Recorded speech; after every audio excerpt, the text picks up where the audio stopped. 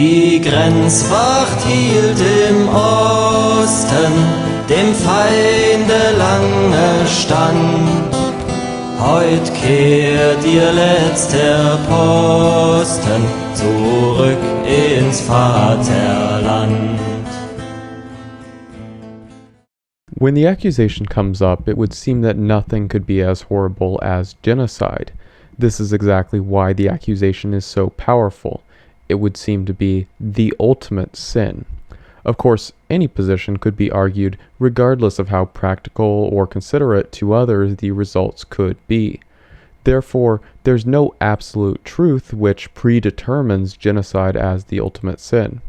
Fellow Christians might note that God commands something which could be called genocide at several points in the Bible.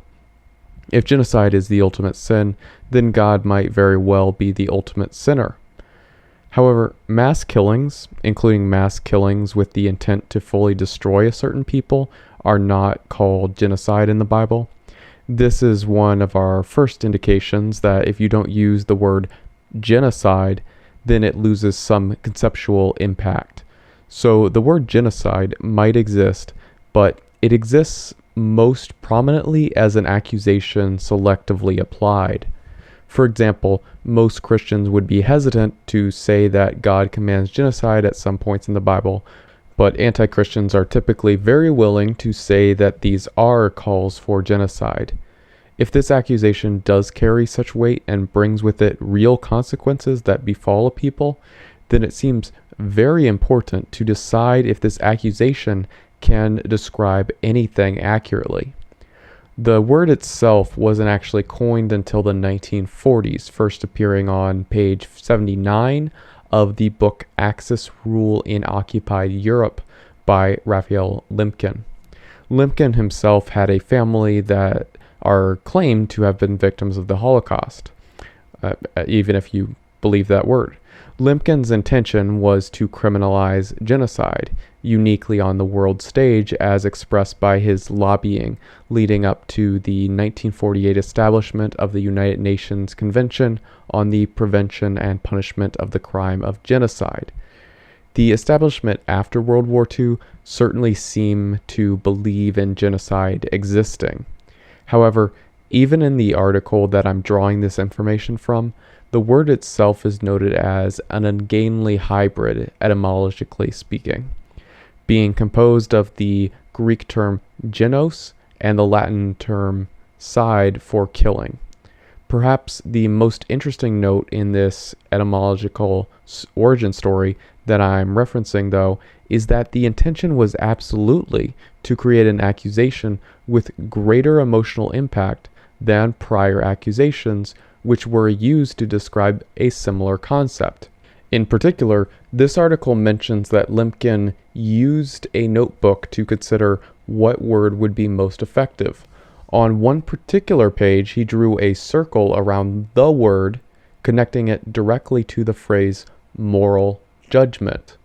It would seem that from the beginning, genocide was meant to create a moral accusation, a word naturally to be used when seeing defined enemy groups as morally lesser, as something morally corrupt. Several problems then in using the term genocide. The first is that the word really did not exist until after many of the most significant events, which are now retroactively called genocide. This offers an opportunity in the present for those in power to declare past events genocide with that intended moral judgment. But it does not mean that people before World War II would have thought of such trends or actions as genocide, and these past events would not have been investigated with the same mindset. Another problem is that the term itself might make us think of a genetic description for a people. It's rather obvious when noticing that genes, genealogy, and progeny all seem to share in the same word root. To then see exactly what the Wall Street Journal left out of their article, we can go to the Oxford Classical Dictionary. Here the Greek genos is explained as denoting species, genus, sort, category, birth, kin, race, lineage, family, generation, posterity.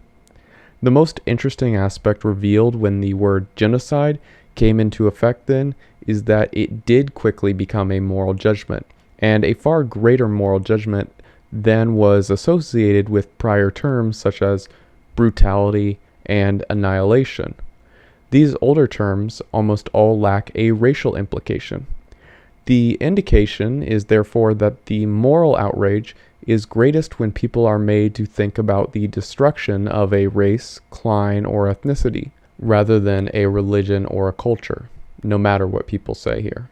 While the word and the crime may have been created post facto with a political goal, the particularly fervent emotional reaction reveals how deeply a populace can value the continuity of a genos.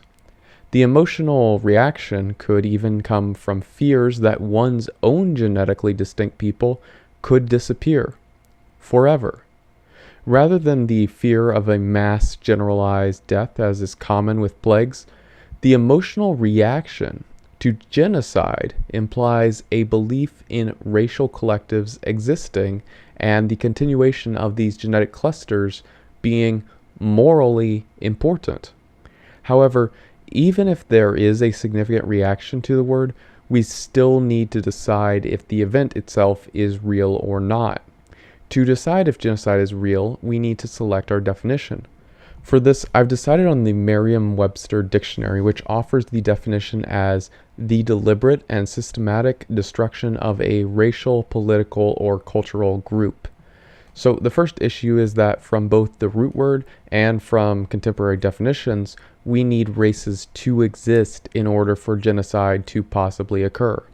If one were to use such dismissals as, we all bleed red, or we're all one race, the human race, then most instances of genocide could not possibly be described as genocide. Genocide would not exist.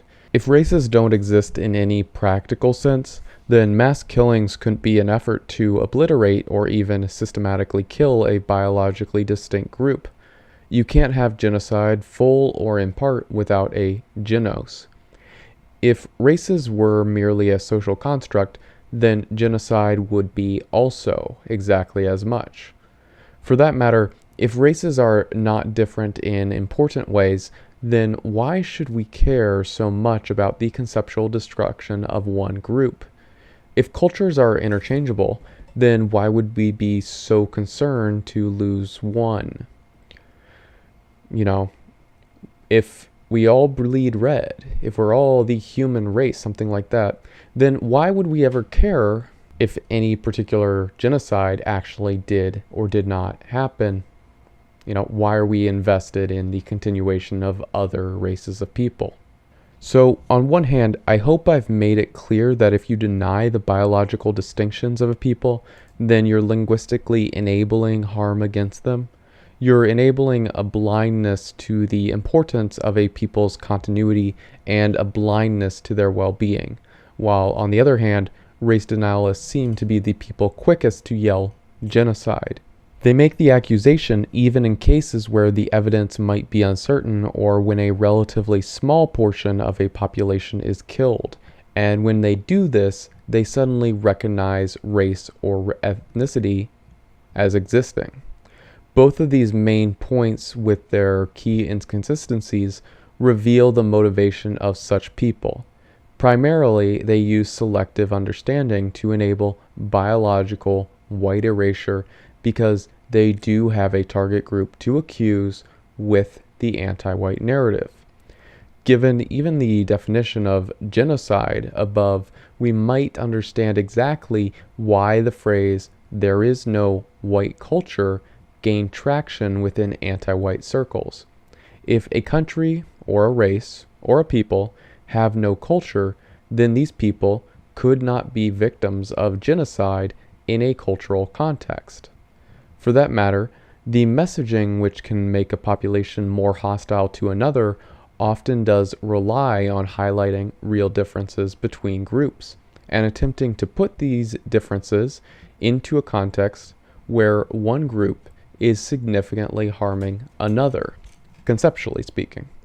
The existence of such differences lends some legitimacy to these propaganda claims because these claims would naturally be more successful if they could be somewhat supported by the average experiences of the populace. After all, when groups with conflicting interests have proximity, then they are naturally in competition for resources. Consider in recent years how common characteristics of Western civilization and their origin directly from within Western people have been targeted by anti-whites.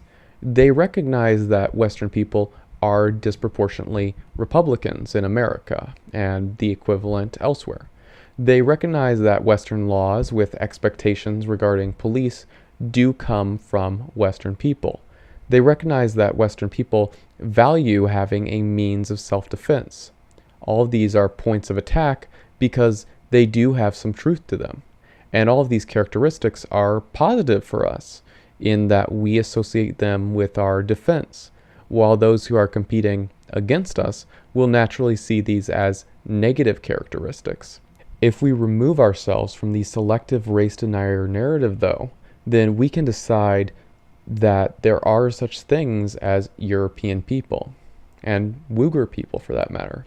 If such people exist biologically as groups distinct from each other and cultures distinct from each other, then all of them could be victims of genocide conceptually. And only through this recognition of difference could we be so morally concerned with the perpetuation of such people as a people. Even if we work in a narrative where races exist distinctly, though, we still have significant problems with the way in which certain accusations of genocide are made to dominate the public awareness. The dominance of such genocides in both education and media seems to make people unaware of other events which might be declared genocide under a different regime. Relatively few are dramatically familiarized with the Armenian genocide, or the many communist mass killings which have struggled to receive recognition as genocides. Even then, the statistics of major stories often indicates that the mainstreamed genocides didn't have a huge effect on the targeted population by this point in time. Really, they don't matter right now. Those concerned by the genocide of the Chinese under communism might be comforted by going to China to see one of the largest populations on the planet. You can look at it.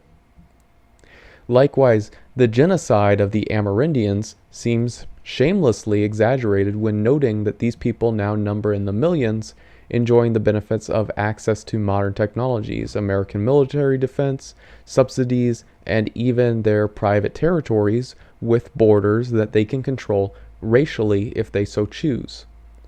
Similarly, those disturbed by the events of the Holocaust could visit New York City, Israel, and Ivy League campuses to convince themselves that the Jewish people have not only maintained a very sizable population since, but are thriving.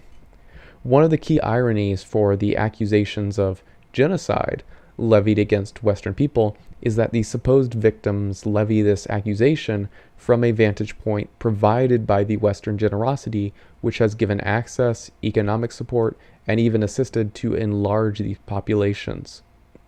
Most ridiculous of all could be the continual accusations of genocide purportedly committed by Westerners against Africans. By simply being in Africa or many other countries, it might seem apparent that the African population has been expanding rapidly. The same seemed to have been true historically when Westerners came to Africa, and we then saw subsequent increases in the African population. In contrast, many can note the lack of Africans in Arabic countries, despite a history of the Arabic slave trade of Africans. Certainly, there is no shortage of Africans in the world, so even the Arabic slave trade was evidently a total failure in genocide, but it did prevent the establishment of significant African populations in Arabic lands. However, it would be an absolutely successful genocide when compared to the accusation of genocide when considering Africans spread across the Americas. They're now present by the millions and millions, and they seem to be constantly multiplying across many islands and continents all around the Americas.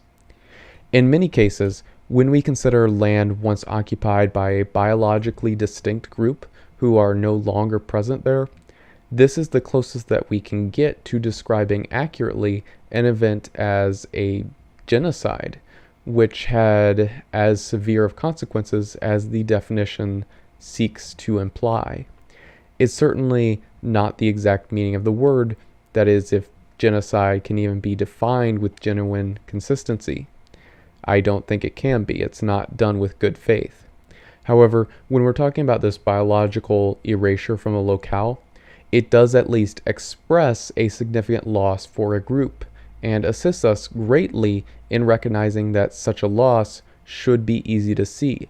The biological erasure of a group should be manifest by their lack of existence, at least in an area, rather than what we see now, a present multitude. In fact, there may have been genocides which did actually have the effect of biologically erasing a people in totality. Those people, though, are not around to talk about it, and we don't make movies about it. Related to this, we could even consider the common claim that 99% of the Earth's species are extinct. This might sound especially tragic, but might also indicate how the extinction of a species or subspecies is often just a result of natural interactions. Consider all the names of these species that you don't know. Within the vast umbrella of humanity, then, how familiar are you with the Hottentots or the Pygmies? Do you not see many of them around? Interestingly, both have been documented. Both are considered as a race within classical anthropology. But within Africa, they would appear to be an ever-shrinking group, if not non-existent in many areas. Few might be willing to admit that the expansion and war of some African peoples have resulted in the destruction of others. How many can admit that the Bantu expansion resulted in more Bantus and less of the others? Most likely, the many actual genocides in the past are simply one tribe with pointy sticks obliterating another tribe, and these are stories which might be real, but which are rarely thought of or known. Most of all, though, we can look at the evidence right before our eyes and note that feature stories which we have been conditioned to think of as genocides didn't have a real effect at present, other than to inspire a demographic change which we do easily perceive as the steady process of biological white erasure. It would seem that real genocide is, and has always been, silent and forgotten. Another phrase for this effect that might be more accurate is ethnic cleansing, as that involves the removal of a group from a piece of land. The evidence is certainly around, but the issue is that the disappearance of a distinct people from land is something easily observed, and often these people leave evidence that it was their territory. That might be the reason that the term ethnic cleansing is less often used. It's too consistently defined for it to be useful to those who need to control the narrative, with words changing according to their intended story. Detroit, Atlanta, Harlem, London, Paris, Toronto, Baltimore, Philadelphia, all names created long ago that indicate a prior people, rather than the current demographics. Buildings, monuments, and infrastructure still stand with marks of cultural, aesthetic, and historical continuity within European history, making it very clear which demographic created these cities. This seems to be another fear, that Western people will begin to recognize these losses as losses, and would then be able to morally justify the defense of territory. Perhaps even these thoughts would provide a fair moral justification for the recapture of any territory recognized to be lost. However, for now, let's start by recognizing our current conditions as they present themselves. The genocides that have actually happened are largely forgotten, and rather we are confronted with biological white erasure, evident from just looking around. This is enabled by concern for the stories of others always before our own, and even a disdain for considering our own well-being as Western people. There are many claims of genocide, even when the victims still very much exist and have secure futures at present. These narratives offer a moral pretext for actions that benefit the continuity of their group, even if their pursuits harm others. The same cannot be said for Western people. If a real genocide were to happen, we could be certain that the existence of the victims would be largely ignored and forgotten, just as has always been the case. As much as you might wish to focus on the suffering of others, your guilt serves to perpetuate our victimization, because others largely do not think in that same framework. Therefore, the default position for when the regime makes accusations of genocide should be to doubt these narratives and to ask how these narratives are being used for the malicious interests of the regime anyways. Ich darf nicht länger zagen, bald zwingt sie euren Sinn, nach Ostland sie zu tragen. Sie will, sie muss dorthin.